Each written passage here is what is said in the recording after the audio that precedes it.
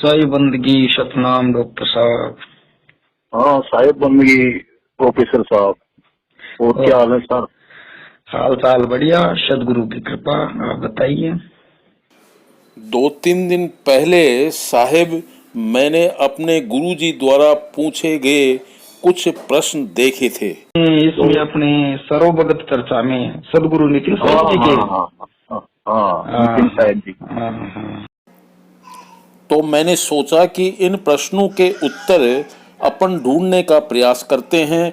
प्रयास करने का एक उद्देश्य यह भी था कि मेरे पास कई भक्त मित्रों के इनसे संबंधित प्रश्न आए। पास भी आए होंगे।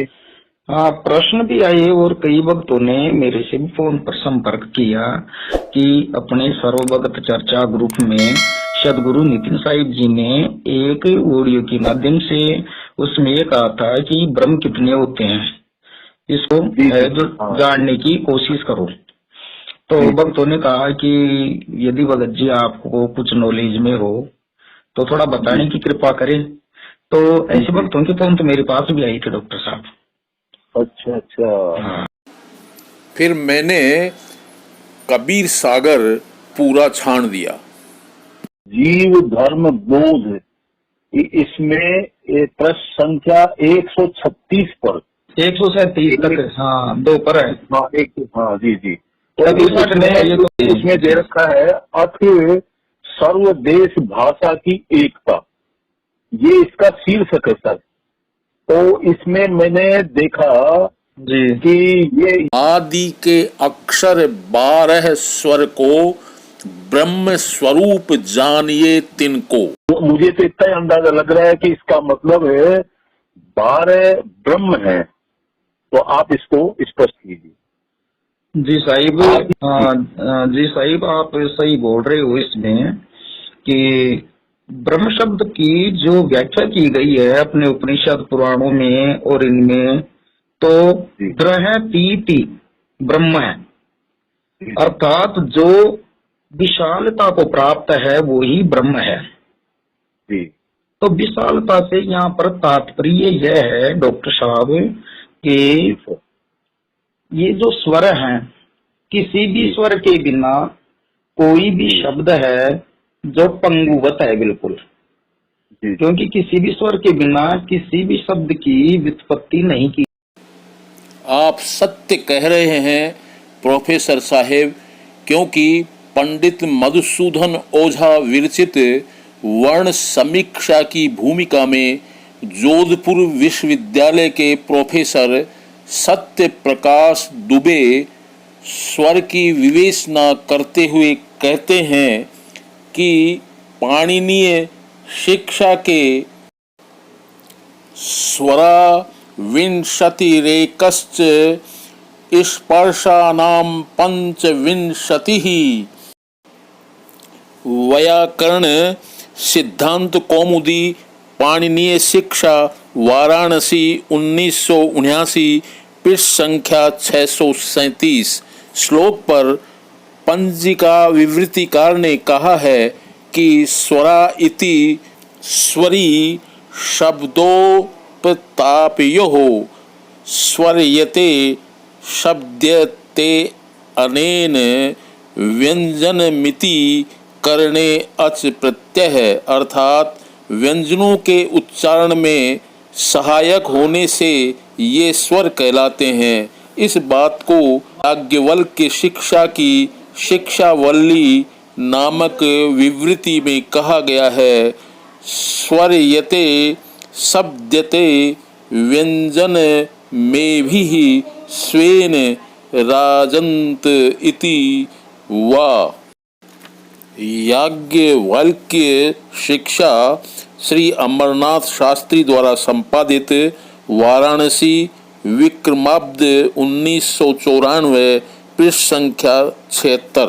अर्थात ये स्वर इसलिए कहे जाते हैं क्योंकि इनके द्वारा व्यंजनों का उच्चारण होता है। ऋग्वेद प्रातिशाक्य के एते स्वराः। डॉक्टर वीरेंद्र कुमार वर्मा ऋग्वेद प्रातिशाक्य एक परिशीलन वाराणसी 1972 पृष्ठ संख्या 4 से 5 तक के भाष्य में आचार्य उवट ने स्पष्ट किया है कि स्वरयन्ते शब्दयन्त इति स्वरः अर्थात अन्य वर्ण की सहायता के बिना उच्चारित वर्ण स्वर कहलाते हैं। तैत्तिरीय प्रातिशाक्य के 1.5 पर वैदिकाभरण ग्रंथ में प्रतिपादित किया गया है कि स्वयं राजन्ते नान्येन व्यज्यन्त इति स्वराः। हाँ प्रोफेसर साहब, अब आगे बोलिए। इसलिए इनको ब्रह्म स्वरूप इसलिए बताया गया है कि 2 प्रकार के शब्द हैं, एक तो वर्णनात्मक और दूसरा गुणात्मक। जो वर्णनात्मक 52 अक्षरी जो वर्ण हैं, उन 52 अक्षरी वर्णों की जो उत्पत्ति हम पढ़ते हैं, सर्वप्रथम इनकी उत्पत्ति पढ़ते हैं तो पाणिनि अष्टाध्यायी के अंतर्गत महर्षि पाणिनि ने भगवान शंकर की जो आराधना की और उस आराधना में भगवान शिव महर्षि पाणिनि से प्रसन्न होकर के 14 बार डमरू बजाया और उस डमरू से जो 14 माहेश्वर सूत्र निकले वो इस प्रकार हैं: ऐ उन ऋल ऋक ये ओंग ऐ औच हय वरट लन यम गण नम झबय गढ़ 10 जब गढ़ 10 कप चट चट तव कपय स शर हल। तो इनमें स्वर और व्यंजन है ना, दोनों ही संयुक्त रूप से हैं ये। अब इसमें जीव धर्म बोध कबीर सागर के पृष्ठ 136 और 37 पर जो बताया गया है उसमें ये कह रहे हैं कि ये जो आदि अक्षर जो 12 स्वर हैं इनको ब्रह्म स्वरूप जो बताया गया है वो इसलिए ब्रह्म स्वरूप बताया गया है कि किसी भी शब्द की व्युत्पत्ति बिना स्वर के नहीं हो सकती। उसमें जब तक स्वर नहीं लगेगा जब तक वो वर्ण नहीं बन सकता। और उसमें भी आदि जो आकार बताया गया है जिसका कि अपने शास्त्रों में उपनिषदों में भी इस ए को ही प्रथम जो आदि आकार बताया है, इसके साथ साथ 12 स्वरों को भी ब्रह्म स्वरूप इसलिए बताया है कि इन 12 स्वरों के बिना किसी भी व्यंजन की शब्द की व्युत्पत्ति नहीं हो सकती। इसलिए यदि हमें इन शब्दों का और इन वर्णों का 52 अक्षरी वर्णों का यदि बोध करना है तो इन 12 स्वरों की हमें सहायता लेनी ही पड़ेगी। इसलिए इन 12 स्वरों को कबीर साहब हैं जो आदि ब्रह्म स्वरूप बता रहे हैं, क्योंकि व्यंजन से पहले भी स्वर लिखे जाते हैं और पहले लिखने को ही हम आदि कह सकते हैं। आदि इसलिए भी कह सकते हैं कि किसी भी शब्द की व्युत्पत्ति है जो इनके बिना अधूरी है। इसलिए प्रोफेसर साहब आप सत्य कह रहे हैं जी। आगे एक पद और है जी जी, तो उसमें कबीर साहब स्पष्ट कर रहे हैं 12 ब्रह्म बसे ब्रह्मंडा कथे कौन सब गुण में मंडा। और आप कह रहे हैं कि आकार से ही ये सब मतलब स्वरों का व्युत्पत्ति हो रही है, ये भी सत्य दिख रहा है।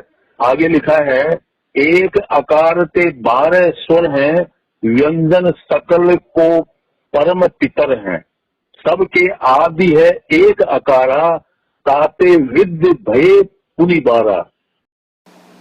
यह आकार ही अग्नि रूप है। अतः ऐतरेय उपनिषद 1-2-4 में कहा गया है अग्निर्वाग भूत्वा मुखम प्राविशत, अर्थात अग्नि वाणी रूप होकर मुख में प्रवेश कर गया।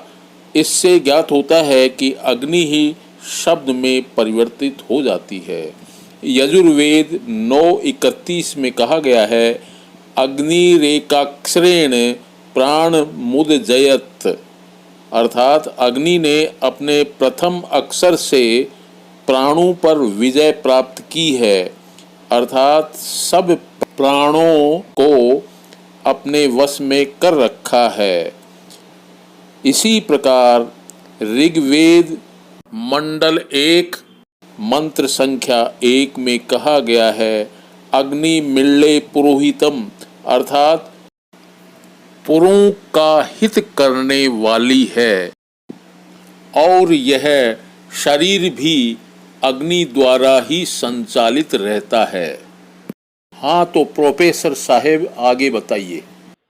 तो शायद इसमें ये भी है कि जैसे अपन जो ओम की परिकल्पना करते हैं, जी जी परिकल्पनाएं क्या है कि ब्रह्म स्वरूप ओम को भी माना जाता है। तो उस ओम में भी आपको बताऊं मैं कि अपने ये स्वरी विद्यमान है साहिब। आपको बताऊं मैं बिल्कुल सही। किस प्रकार, क्योंकि आकार के इसमें ओम में अकार, उकार, मकार, नाद और बिंदु, जी जी ये जो पंचाक्षरी इसको बोला गया है। तो पंचाक्षरी इसलिए बोला गया है कि इसमें अकार, उकार, मकार, नाद, बिंदु हैं जो वो 20 स्वर के ही द्योतक हैं। आपको बताऊं मैं। जी और स्वर को यदि हम स्वर विज्ञान में देखें, भाषा विज्ञान में देखें, तो स्वर के 3 प्रकार हो जाते हैं साहिब जी। जी जी जी ह्रस्व, दीर्घ और प्लुत। जी जी क्योंकि जिस अखंड धुन की बात जो हमारे सदगुरु नितिन साहिब जी भी करते हैं और संतों ने भी जो की है, सार शब्द की अखंड धुन की बात, तो ये उसकी प्रतिछाया बताया गया है। आकार है, मूल तो नहीं है, ये वो ओरिजिनल शब्द तो नहीं है, लेकिन 52 वर्णों में भी इसको प्रतिछाया बताया गया है, उसकी प्रतिलिपि बताया गया है। जिस प्रकार हम ऐसे बोलते रहेंगे तो ये कुछ देर तक तो ये भी है जो अखंड बोलेगा, लेकिन ये एक स्थिति में जाके ये टूट जाएगा। उसी प्रकार जो ओम की जो धुन बताई गई है, ओम को बोलने का जो तरीका बताया गया है, वो स्वर के 3 भेदों में, ह्रस्व, दीर्घ और प्लुत में, ह्रस्व को हम एक मात्रिक बोलते हैं और दीर्घ को द्विमात्रिक, लेकिन प्लुत को हम त्रिमात्रिक बोलते हैं। तो त्रिमात्रिक जो ओम है वो ओम भी है जो इसी प्रकार है जो बोला जाता है, जैसे ओम। तो ये भी क्या है, ओम भी इन स्वरों के आधार से, ह्रस्व, दीर्घ, प्लुत के आधार पर है, जो ये त्रिमात्रिक होकर के स्वरित में प्लुत में है, ह्रस्व, दीर्घ, प्लुत में है, जो ये लंबा बोला जाता है एक तरीके से। तो एक उस शब्द की, उस सार शब्द की उसको साकी साहिब जी ने सत्संगों में भी बताया है कि इसको हम प्रतिलिपि, उसकी प्रतिछाया कह सकते हैं।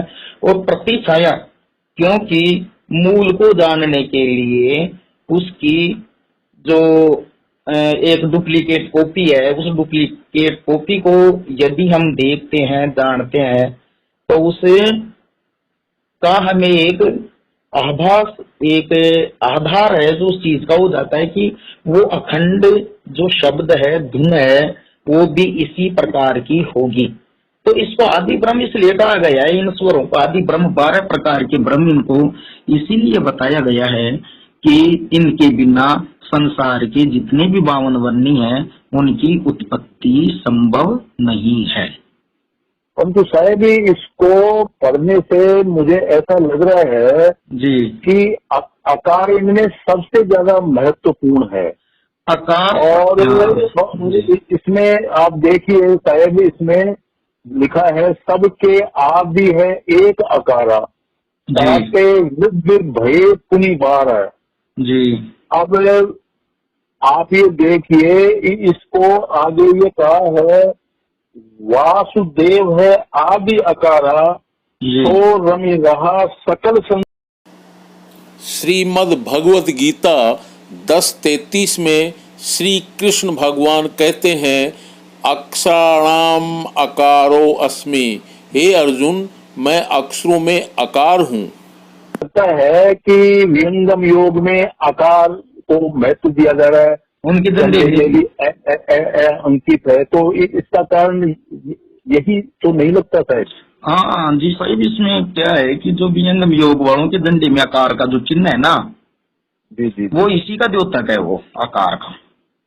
जी जी, इसलिए इस आकार को वासुदेव स्वरूप बताया गया है। हाँ हाँ, जो जो जो सब में बात करे। जो सब में वास करे। अब सब में वास कर ही रहा है ना, जो 52 वर्ण जितने भी हैं, 52 वर्णों की उत्पत्ति है, उनमें सबका ये मूल आधार है। जी जी, बिल्कुल बिल्कुल।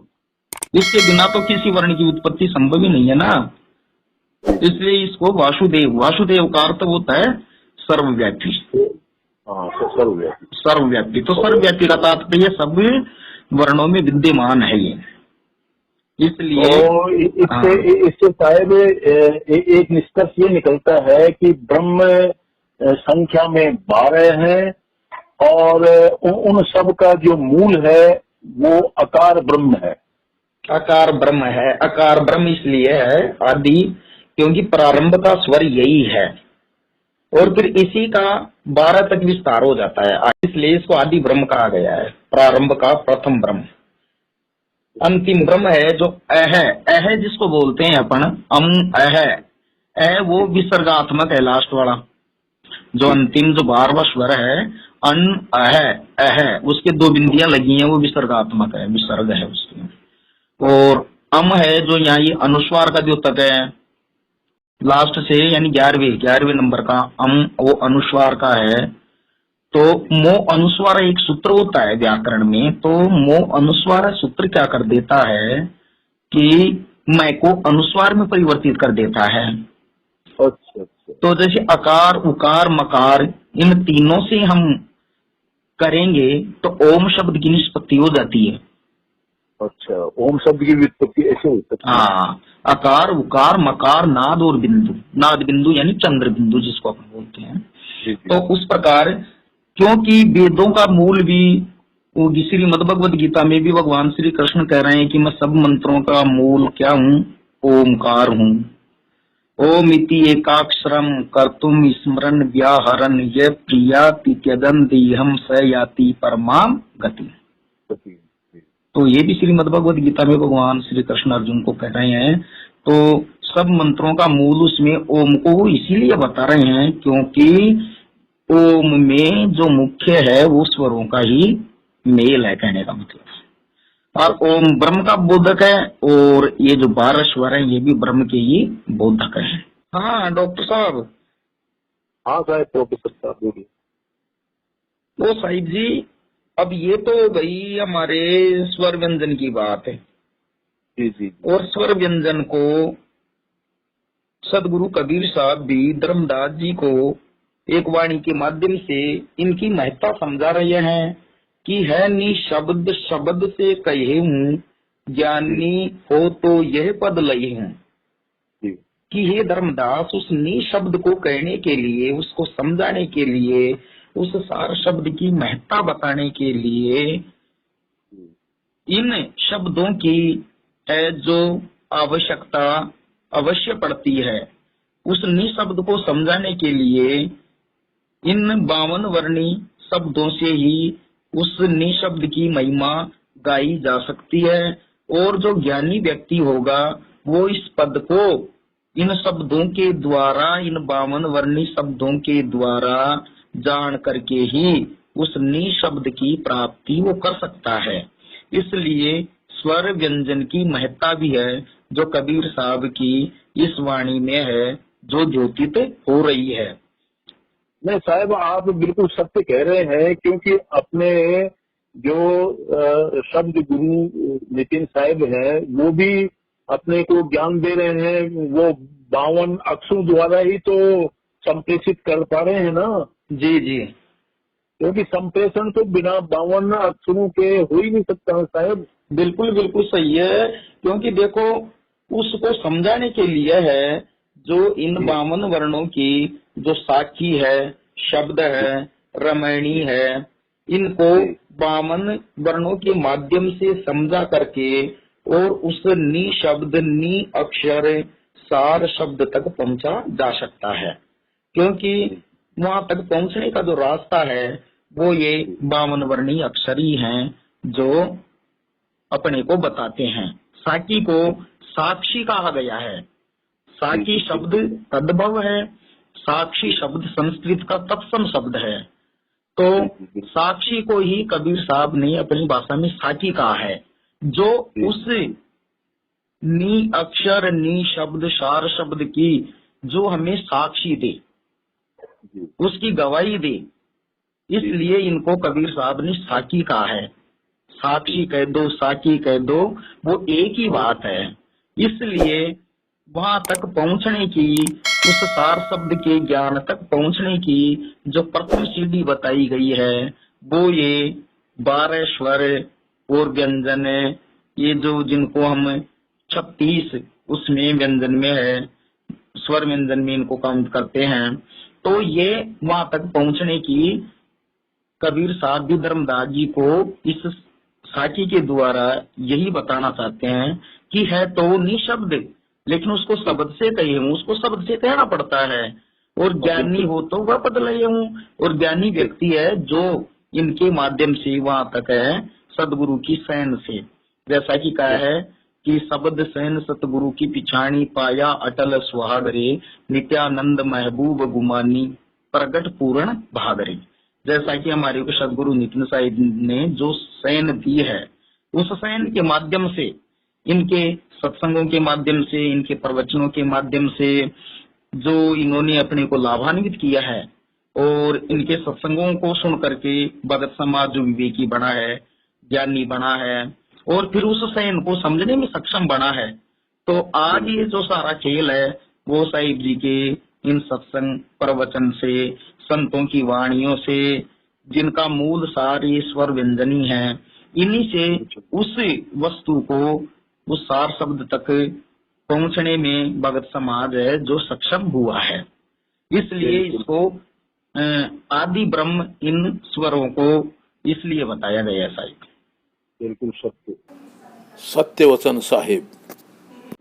इसलिए भक्त जनों को इस जानकारी से यदि कोई बढ़िया और अच्छा उनका ज्ञान बढ़े तो बहुत बढ़िया बात है। सदगुरु नितिन साहिब जी की कृपा से है, जो भक्तों को एक अच्छी जानकारी मिले तो अपन भी अनुग्रहित तो होंगे, और बिल्कुल भक्तों को भी है जो उनके शंका समाधान हो जाएगा। अपना तो सदगुरु की कृपा से इतना प्रयास है। आगे तो कोई यदि इसमें विस्तार चाहेंगे तो अपने जो गुरुजी हैं नितिन साहिब वो है। हाँ बिल्कुल, देखो वो तो है जो कोई दिक्कत ही नहीं, वो तो फाइनल है। बिल्कुल, देखो वो तो फाइनल है ही, और उन्हीं का जो निर्णय होगा वो अपने लिए सर्वमान्य और सर्वोपरि होगा, क्योंकि वो अपने सदगुरु हैं, और उनके जो सुझाव और उनके जो विचार हैं वो तो अपने लिए सर्वोपरि हैं, सर्वोपरि है, ताकि अपने भी साथ में ज्ञान का विकास होता रहे, विकास हो सके। और वो इसमें यदि और भी बढ़िया और उचित समझें तो अपना निर्णय दें, तो भगत जनों को और भी बढ़िया मार्गदर्शन मिल सके, तो बहुत ही सुंदर बात होगी। साहिब आपसे चर्चा करके आनंद आ गया साहिब। हाँ जी साहिब, साहिब बंदगी सपना।